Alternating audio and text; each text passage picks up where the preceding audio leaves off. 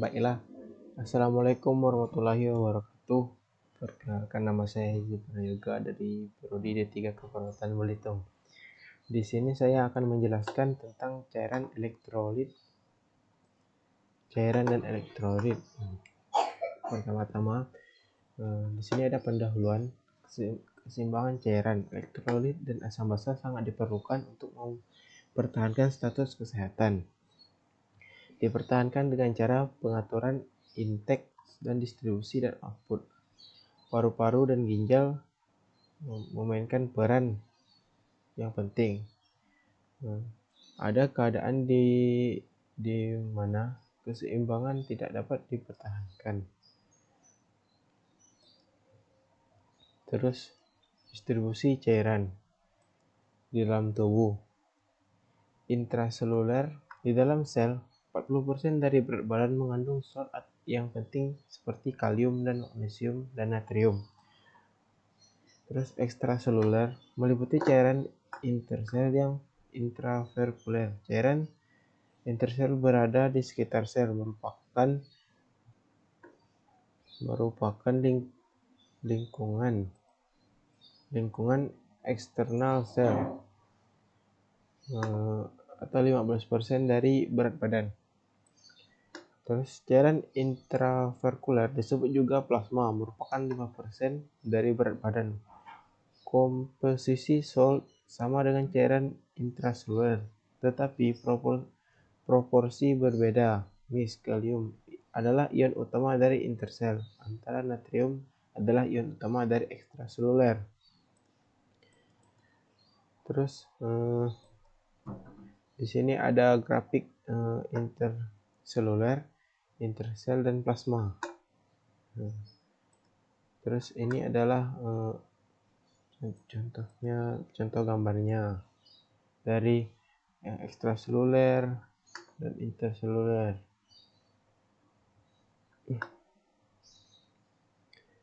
Dan plasma juga. Terus ini adalah total dari berat badan. Terus ada komposisi cairan tubuh atau elektrolit. Senyawa yang jika dilarutkan ke dalam air akan terurai menjadi partikel bermuatan plus kation dengan partikel bermuatan minus atau anion. Misal natrium, kalium, kalsium, dan magnesium. Elektrolit diperlukan oleh tubuh untuk menjalankan fungsi vital seperti aktivitas neuromuskular.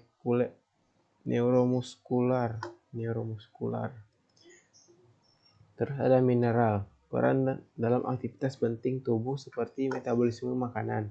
Contoh mineral penting adalah zinc dan zat besi. Terus ada sel, SDM dan SDP. Terus ada pergerakan cairan tubuh. Cairan dan elektrolit selalu berpindah dari suatu kompartemen dan kompartemen lain agar keseimbangan atau selalu terjaga. Cairan dan elektrolit berpindah dengan cara difusi. Pergerakan partikel larutan dengan kondisi tinggi dilakukan dengan konsentrasi rendah. Osmosis, pergerakan larutan dari larutan dengan konsentrasi rendah ke larutan yang konsentrasi tinggi melalui membran sel. Terus filtrasi, proses di mana salt dan solvent bergerak dari suatu kompartemen ke kompartemen lain. Terus transport aktif, perpindahan zat terlarut melawan gradien tekanan dan konsentrasi.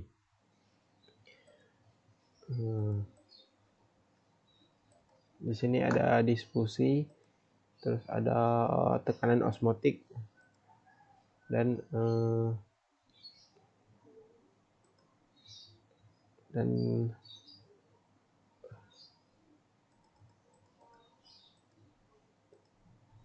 terus selanjutnya omolitas, memberikan tekanan osmotik atau cairan.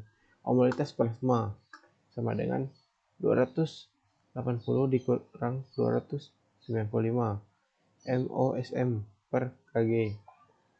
Isotonis, larutan dengan osmolitas sama dengan plasma. Hipotonis sama dengan 0,45 NaCl, 2,5% dextron, hipertonis 5% dextron. Dan mekanisme pengaruh cairan tubuh. Mekanisme homeostatis melalui organ seperti ginjal, jantung, pembuluh darah, paru-paru, kelenjar pituitari, kelenjar adrenal, dan kelenjar paratiroid. Pengaturan volume cairan intake harus merupakan mekanisme tubuh untuk menambahkan keseimbangan terhadap hilangnya air. Cairan tubuh. Pengaturan cairan tubuh. Intake, mekanisme halus, diatur oleh pusat di hipotalamus, bekerja karena sensor mendeteksi peningkatan konsentrasi plasma. Sumber lainnya adalah dari buah dan sayuran. Contoh cairan output. Ginjal di urin sama dengan 1500 ml, di kulit stable water loss 60 ml, insoluble water loss 60-100 ml, paru-paru 400 ml, pencernaan 100 ml, 3200-3500 ml. Faktor yang mempengaruhi keseimbangan cairan. Antidiuretik hormon dihasilkan oleh kelenjar hipofisis berespon terhadap peningkatan osmolitas, bekerja dengan meningkatkan rebonasi cairan di tumulus ginjal. Terus ada aldosteron. Aldosteron dihasilkan adrenal korteks adrenal, meningkatkan rebonisasi natrium dan sekresi kalium. Terus ada sistem saraf otom. Aktivitas saraf simpatis meningkatkan produksi kelenjar keringat. Terus pengaturan keseimbangan elektrolit. Pertama ada natrium, dipengaruhi oleh intake aldosteron dan urin output. Nilai normal di plasma 135 sampai 145 MEq per I. Kalium. Kedua ada kalium, berperan pengaturan keseimbangan asam basa dan neuromuskuler. Jadi, jika peningkatan rebonasi natrium kalium akan diekskresi normal 3,5 sampai 5,3 MEq per L. Terus ada kalsium, dipengaruhi oleh paratiroid hormon dan tirokalin. PTH mengatur keseimbangan antara kalsium tulang, rebonasi kalium di GT, dan ekskresi kalium di urin. Triokolostin menghambat pelepasan kalium dari tulang, normal 4-5 MEq per Il. Terus ada magnesium, berasal dari makanan dan ekskresi melalui ginjal. N sama dengan 1,5 per 2,5. Terus ada klorida. Klorida diatur melalui intake, ekskresi, dan rebonasi di ginjal. N sama dengan 100 per 106 MEq per I. Bikarbonat. Ginjal mengatur ekskresi dan rebonasi bikarbonat. Bikarbonat adalah buffer kimia yang sangat penting. N-nya sama dengan 22-26 MEq per I. Fosfat diatur oleh ginjal, PTH, dan vitamin D. Terus ada keseimbangan asam basa. Keseimbangan asam basa dipengaruhi oleh komposisi ion, hidrogen, dan plasma. Gambaran keadaan di mana kecepatan membentukkan asam atau basa di dalam tubuh sama dengan kecepatan ekskresi massa atau asam atau basa. Diukur dalam bentuk pH, kurang dari 7 sama dengan asam, lebih dari 7 sama dengan basa. Darah sama dengan 2,35 sampai 7,45 ukurannya. Terus selanjutnya ada gangguan keseimbangan elektrolit. Yang pertama ada hipo dan hipotermia, terus hipo dan hiperkalemia, hipo dan hipermagnesia, hipo dan hiperkoleremia. Terus di sini ada asuhan keperawatan, gangguan penemuan cairan dan elektrolit.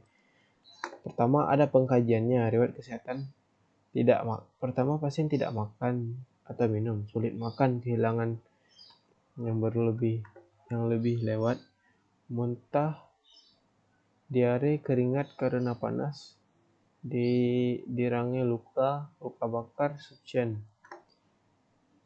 Mendapat pengobatan diabetik post operasi, penyakit kronik ginjal, GH dan hormon. Terus pemeriksaan fisiknya, tekanan darah menurun, denyut nadi cepat, mulut kering, mata jagung, kulit pucat, tongor jelek dan tidak elastis, lemah, berat badan menurun, anuri, oligiri dan odem. Terus pemeriksaan laboratorium, pemeriksaan elektrolit dalam darah, kalium, natrium, dan klorida, AgD. Terus diagnosa keperawatannya, defisit kekurangan volume cairan, yang berhubungan dengan pengumpulan urin berlebihan karena penyakit kehilangan eksplorasi pada pasien luka bakar, asupan cairan yang tidak adekulat pendarahan. Terus kelebihan cairan BD. Terus penurunan mekanisme regulator akibat kelainan pada ginjal, penurunan curah jantung, respirasi, natrium dan air. Tindakan keperawatan yang akan diambil, terus monitor intake dan dikurang output, kolaborasi pasangan keempat line U per cairan parental, monitor tanda-tanda vital, observasi membran mukosa mulut, tongor, kolaborasi pemberian obat anti diare dan lain-lain. Pertahanan keseimbangan cairan, kekuatan volume cairan, regulasi oral atau parental, monitor kadar elektrolit darah, kehilangan faktor penyebab kekurangan volume cairan seperti muntah dengan memberikan minuman secara sedikit-sedikit tapi sering. Bila kelebihan volume cairan, pengurangan asupan garam, hilangkan faktor penyebab kelebihan volume cairan. Terus kurangi konsumsi pembuluh darah, kurangi konstrikasi pembuluh darah seperti pada penggunaan kaos kaki yang ketat. Terus trevirentara vena atau pemberian infus. Tujuan memberikan cairan dan elektrolit, memberikan garam yang dibutuhkan, memberikan glukosa, memberikan obat-obat dan vitamin. Cara menghitung cairan infus, tetes per menit. Volume total infus dibagi total waktu infus dalam menit. Ini adalah gambar infus. Terus reaksi infus. Hemolatik, kaji, tubuh dingin, sakit kepala, demam, disempeda, kolonis, sakit dada, trakidi, hipotensi, interferensi. Hentikan transfusi bilas dengan NS dengan lapor dokter, kolaborasi kosmetik darah, monitor TTP. Kedua ada Fabires, kaji, demam, dingin, mual, sakit kepala, muntah, diare, interferensi sama dengan hemoglobin. Alergi, yang ketiga ada alergi, kaji, dispena, edem, hidung tersumbat, urintia gagal dan merah pada kulit. Interferensinya, hentikan transfusi bilas dengan NS, lapor dokter, kolaborasi pemberian obat, monitor TP. Dua jenis transfusi darah, red blood cells weak and discharge, whole blood. Terus evaluasi keperawatan.